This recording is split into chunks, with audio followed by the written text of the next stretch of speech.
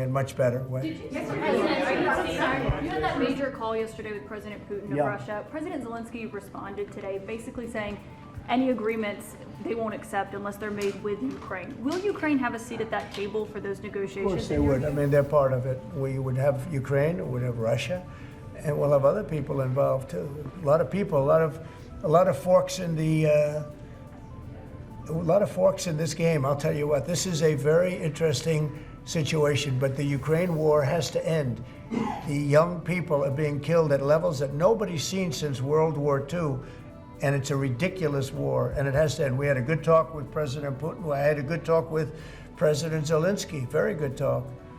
And somebody said, oh, I should have called Zelensky first. I don't think so. I mean, we have to find out whether or not Russia wants to make a deal. I know that Zelensky wants to make a deal because he told me that, but I now know that Russia wants to make a deal. Did you ask Secretary Hegseth to walk back his comments yesterday saying Ukraine won't join NATO and won't go back to pre-2014 borders because those are bargaining chips you could use? No, I didn't. Somebody told me to, but I thought his comments were good yesterday, and they're probably good today. They're a little bit softer, perhaps, but I thought his comments from yesterday. I thought his comments yesterday were pretty accurate. I don't see any way that a country in Russia's position could allow them, just in their position, could allow them to join NATO.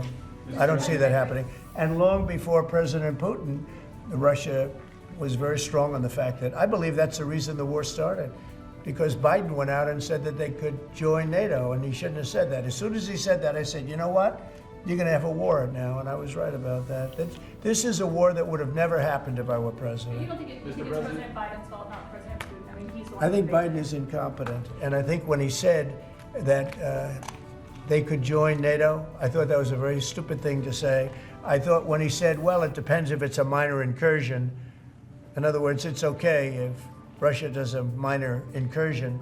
I thought that was a very foolish thing to say. The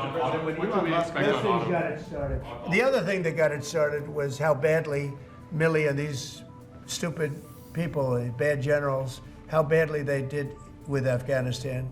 I was going to pull out, but we were pulling out with dignity and strength, and we were going to take our equipment with us and everything else.